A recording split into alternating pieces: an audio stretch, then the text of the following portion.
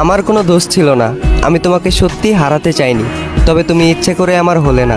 নিজের হাতে আমার জীবনটাকে গুছিয়ে দিলে, আবার মুহূর্তেই সব কিছু এলোমেলো করে চলে গেলে। এই মিথ্যে মায়ার শহরে তোমাকে সত্যিকারের মন থেকে ভালোবাসাটাই ছিল আমার অপরাধ।